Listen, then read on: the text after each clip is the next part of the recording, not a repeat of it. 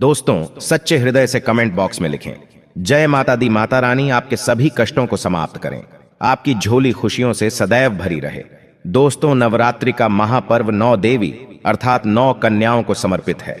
कन्या पूजन करने से हमारी समस्त पीड़ा दूर होती है, दुख दर्द दूर होते हैं, हर कष्ट दूर होते हैं, गृह क्लेश हमारे जीवन से हमेशा के लिए दूर हो जाते हैं। यहाँ तक कि पितृदोष, राहु दोष, मंगल दोष, कालसर्प दोष, मात्र कन्या पूजन से शनि से पीड़ित व्यक्ति को राहत मिलती है, सुकून मिलता है, घर में खुशियां आती हैं तथा अकाल मृत्यु घर में कभी नहीं होती। दोस्तों, आपको बता दें, इस बार माता रानी हाथी की सवारी पर पृथ्वीलोक पर आ चुकी हैं और भक्तों के कष्टों को दूर करेंगी। जब जब माता रानी हाथी पर सवार होकर आती है, तब तब धरती पर फूल खिलते हैं और वर्षा होती है तथा हरियाली की उत्पत्ति होती है और जीवन सुगम हो जाता है।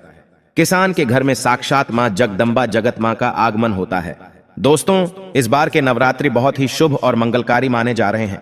इस बार शारदीय नवरात्रि 15 अक्टूबर दिन रविवार को शुरू होकर और इसका समापन 23 अक्टूबर दिन सोमवार को होगा। ऐसे में 24 अक्टूबर दिन मंगलवार को ही दुर्गा विसर्जन होगा। जो लोग माता रानी की स्थापना करते हैं, मूर्ति स्थापना करते हैं, वह लोग 24 अक्टूबर दिन मंगलवार को विसर्जन करेंगे।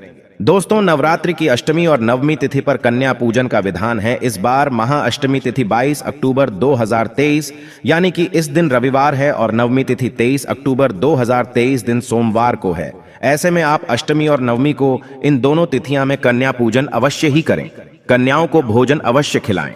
शास्त्रों में 9 दिनों के नवरात्रि को बहुत ही शुभ और मंगलकारी माना जाता है और वहीं 8 दिनों के नवरात्रि को अच्छा नहीं माना जाता। ऐसे में 10 दिनों के नवरात्रि बहुत ही शुभ माने गए हैं। शास्त्रों के अनुसार नवरात्रि के दिनों में माता रानी का पूजन करने से, कन्या पूजन करने से मां अभय वरदान प्रदान करती हैं। कुंडली में जो कष्ट होते हैं उन्हें ठीक कर देती है। श्रीधर की तरह ही सच्चे हृदय वाले व्यक्ति के सभी कष्टों का निवारण मां शीघ्र ही करती है। मां की उपासना से विनम्रता का विकास होता है। सभी कष्ट, दरिद्रता, दुख, कष्ट नष्ट हो जाते हैं।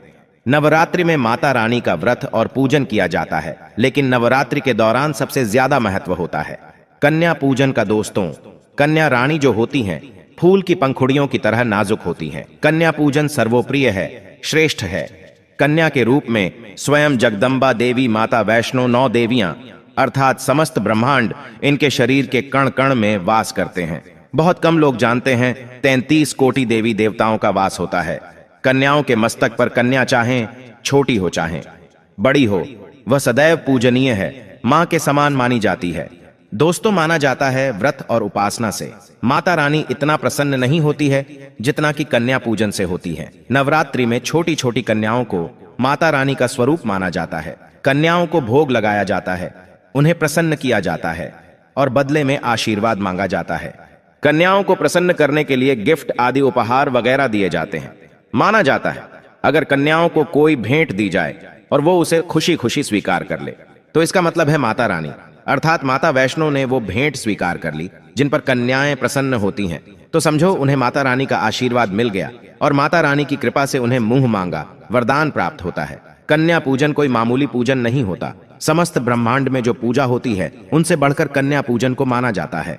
10 बार गंगा स्नान करने से और 100 बार यज्ञ करने से तथा 1000 बार यात्रा करने से जो पुण्य मिलता है, वह मात्र 1 बार कन्या पूजन करने से करोड़ों गुना भक्त को मिल जाता है, प्राप्त हो जाता है। दोस्तों, इसीलिए कहा जाता है कि कन्याओं को सताना नहीं चाहिए, इससे समस्त ब्रह्मांड हिल जाता है। कन्याओं की जितनी सेवा की जाए कम ही होती है। कन्याएं कोई मामूली नहीं होती। कन्या के रूप में स्वयं उनके मस्तक पर विराजमान होकर स्वयं देवी चलकर आपके घर तक आती हैं। नवरात्रि में 2 साल से लेकर 10 साल तक की कन्या का पूजन होना चाहिए। अष्टमी अथवा नवमी को कन्याओं के पैर धोकर भोजन कराना, उपहार आदि देना श्रेष्ठ माना जाता है, दुर्लभ माना जाता है। ऐसा मौका कभी हाथों से नहीं जाने देना चाहिए। इस दिन जितना ज्यादा हो सके कन्याओं को हाथ पकड़कर, पैर पकड़कर अपने घर तक लेकर आएं। दोस्तों, वीडियो में आगे बढ़ने से पहले आप अपनी राशि भी कमेंट बॉक्स में जरूर डाल दीजिएगा।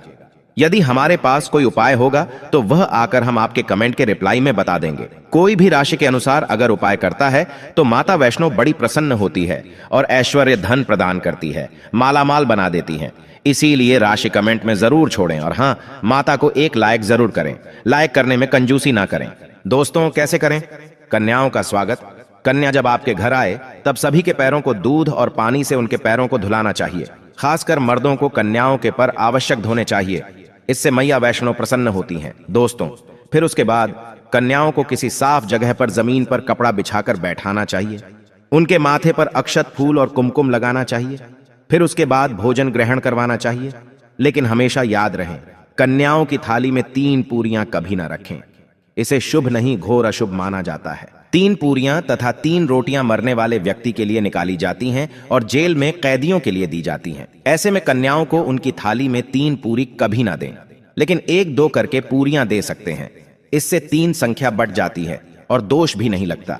दोस्तों, कन्याओं को खाना खिलाने के बाद अंतिम में कन्याओं के सर पर लाल चुनरी उड़ाना चाहिए और भोजन में आपको खीर, पूरी, हलवा, चना तथा आलू की सब्जी, छोले वगैरह की सब्जी खिलानी चाहिए। पनीर आदि भी खिलाया जा सकता है। वैसे माता रानी का प्रिय भोजन खीर, हलवा, पूरी और छोले आदि ही हैं। लेकिन भूल से भी लहसुन और प्याज का इस्तेमाल कभी ना करें, अन्यथा अनर्थ हो जाएगा। अक्सर कई लोग कन्याओं को कुरकुरे का पैकेट, चिप्स वगैरह का पैकेट खिलाते हैं, जो कि घोर अनर्थ माना जाता है, क्योंकि इसमें लहसुन, प्याज का इस्तेमाल होता है, जिसके कारण आपका व्रत खंडित हो सकता है। मां दुर्गा क्रोधित हो सकती हैं। जहां आपने 9 दिनों तक लहसुन प्याज का परहेज किया, लेकिन आपकी एक गलती पूरे व्रत को खंडित कर सकती है। इतना भी नादान नहीं बनना चाहिए कि माता रानी रूष्ट हो जाए और कन्याओं को भी अशुद्ध होना पड़े। कन्याओं को डब्बा बंद कोई भी ऐसी चीज ना खिलाएं जिसमें लहसुन, प्याज होता है। कई चीज तो ऐसी होती है मार्केट में जिसके अंदर लहसुन, प्याज का इस्तेमाल होता है। ऐसा आप कभी मत करना।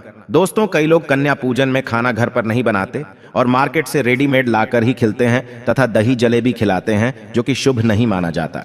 दोस्तों, ऐसा खाना वो लोग खिलाते हैं जिनके घर में मान लीजिए कोई दुर्घटना आदि हो गई है या घर में कोई बीमार है या कोई मुसीबत है, तब वो ऐसा करते हैं। लेकिन अगर आप स्वस्थ हैं, आपको कोई पीड़ा नहीं है, तो ऐसा भूलकर भी नहीं करना चाहिए। माता रानी दही जलेबी नहीं, आपके हाथों का बना भोजन खाना चाहती है, आपका प्यार चाहती है। फिर चाहे आप घर में एक ही पूरी क्यों ना बनाएं माता के लिए, पर आप स्वयं ही अपने हाथों से माता रानी को भोजन खिलाएं। देखिए, भले ही आप दही जलेबी खिला सकते हैं, परंतु माता को घर का बना हुआ शुद्ध भोजन ही अति प्रिय है। खासकर नवरात्रों के दौरान घर में पक्का खाना अवश्य बनाना चाहिए। माता रानी बहुत प्रसन्न होती है। घर का बना पक्का खाना ही कन्याओं को खिलाना चाहिए। हमेशा याद रखें, कन्याओं को प्लास्टिक के बने दोने में खाना नहीं खिलाना चाहिए। ऐसे बर्तन पूजा पाठ के लिए शुभ नहीं अशुभ होते हैं, क्योंकि प्लास्टिक के ज्यादातर बर्तन जो होते हैं जानवरों की हड्डियों द्वारा बनाए जाते हैं, इसीलिए ऐसा पाप मत करना। कन्याओं को हमेशा स्टील के बर्तन या पत्तों से बने बर्तनों में ही भोजन कराना चाहिए, बहुत ही शुभ माना गया है। अगर पेड़ के पत्ते में भोजन कराते हैं तो माता अभय वरदान प्रदान करती है। दोस्तों, एक और बात हम आपको बताने वाले हैं कि यदि नवरात्रों के समाप्त होने के बाद यदि बीच में कन्या पूजन में शुक्रवार का दिन पड़ जाए तो कन्याओं को कोई भी खट्टी चीज नहीं खिलाना चाहिए, क्योंकि शुक्रवार का दिन माता संतोषी को समर्पित होता है और माता संतोषी नवरात्रों के दिनों में सक्रिय अवस्था में होती है, यानी वो भी 9 देवियों के साथ में आपके घर में आती हैं।